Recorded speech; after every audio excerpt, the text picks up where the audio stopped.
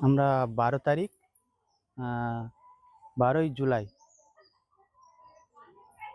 না জুলাই না জুন, হুম, 12ই জুন হুম, আমরা কলসে কাঁকড়া ধরতে গিয়েছিলাম, স্বামী হুম, স্ত্রী দুজন। হুম, পাশে একটা দেইপুরের নৌকো ছিল, হুম, মানে দুটো নৌকো গিয়েছিলাম পাশাপাশি। হুম, এবারে 12 তারিখ থেকে 4 দিন পরে 17 তারিখে, হুম, 17 তারিখে আমরা যখন খালের ভিতরে কাঁকড়া ধরতে ঢুকি, বেড়ি ফেলে ফেলে যখন ভিতরে ঢুকি, হুম, ঢুকে বেড়ি ফেলা শেষ হয়েছে। আমার স্ত্রী বলছে বেড়ি ফেলা শেষ হয়েছে, এখন তাহলে রান্না বসিয়ে দিই। হুম, তাই বলি ঠিক আছে তুমি রান্না করো। আমাকে বলছে তুমি ঘরের ভিতরে জিনিসপত্র দাও। হুম, তাই আমি ঘরে জিনিসপত্র দিচ্ছি, রান্না কম হয়ে গেছে। তারপরে বললো তুমি জলটা গড়ে দাও। আমি ঘরের ভিতরে আছি, যখন জল গড়াতে যাচ্ছি তখন দেখি ঘর নৌকোটা নড়ে। বলতে নৌকো? নৌকোর ঘর, নৌকোর ভিতরে। নৌকোটা নদীর ধারে ছিল একদম, হুম, মানে জঙ্গলের ধারে। আর আমার স্ত্রী জঙ্গলের দিকে পেছন করে বসেছিল। যখন জলটা গড়াতে যাই তখন দেখি না, মানে আঁক করে একটা আওয়াজ হলো আর নৌকোটা নড়ে উঠেছে। আমার স্ত্রী তখন মা করে উঠেছে, তখন দেখি না আর দেখতে পাইনি, দেখি না জলে, মানে আওয়াজ হচ্ছে, জলে একটা আওয়াজ হচ্ছে। আমি যখন ঘরের ভিতর থেকে যখন বাইরে বার হই, দেখি না বাঘটা টেনে নিয়ে চলে যাচ্ছে। তখন আমি কিছু পাইনি হাতের কাছে, লাফ দিয়ে পড়েছি, মানে আতঙ্কে। মানে তখন আমার মানে ইয়ে নেই যে বাড়ি নিলে হবে, কি কি করবো আমি তখন আর বুঝতে পারিনি। লাফ মেরে যখন পড়ি তখন বাঘটা ছেড়ে দিয়ে, মানে হাত 4 5 10-এর মতো চলে গেছে গিয়ে। এবারে তখনও আমি তখন বডিটা বুকে করে নিয়ে নিয়েছি, তখন ডেড হয়ে গেছে সঙ্গে সঙ্গে, মানে আর বেঁচে নেই। তখন আমি হাঁকি দিচ্ছি, বাঘ তখন ছুটে আসছে, আবার পিছিয়ে যাচ্ছে, আমি হাঁকি দিচ্ছি পিছিয়ে যাচ্ছে।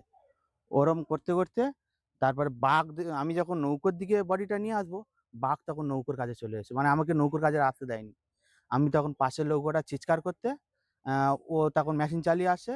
আমি আস্তে আস্তে আবার পাশে একটা খাল ছিল, জঙ্গলের ভিতর দিয়ে আমার স্ত্রীকে টানতে টানতে নিয়ে তার কাছে নিয়ে যাই।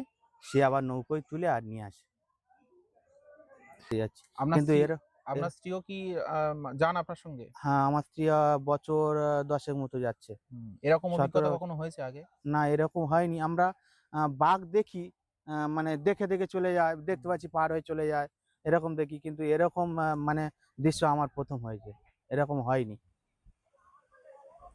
এরকম। তারপরে তারপরে কি হলো? আপনার স্ত্রীকে নিয়ে কিভাবে এলেন এই আমার অবধি? স্ত্রীকে ওই পাশের নৌকোটাকে তুলে নিয়েছি। হুম, ও নৌকোওয়ালা বলে তোমার নৌকোটা গিয়ে নিয়ে আসি বলে, আবার সে বাপি মাইতি, হুম, উনি আবার আমার সঙ্গে গিয়ে আমার নৌকোটা নিয়ে এসে হুম, ওই আমার স্ত্রীকে আমার নৌকোয় তুলে নিয়ে আর ওই বাড়ি এসেছি। আচ্ছা।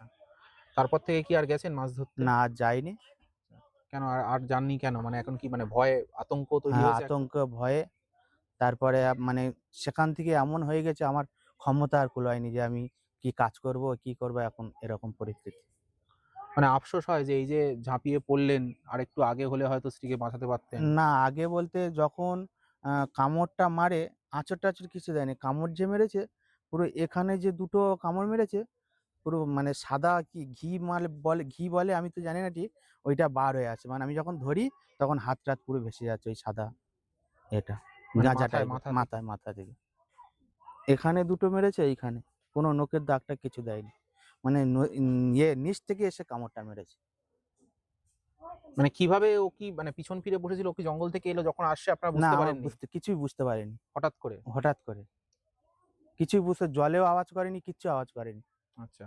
কত বড় ছিল আপনি হ্যাঁ, বড় বাঘ ছিল। মাথাটা বড় মতো হবে, হুম, বেশ এতটা হবে, হুম, এতটা হাইট হবে বাঘটা। হুম। বড় বাঘ ছিল। ঠিক আছে।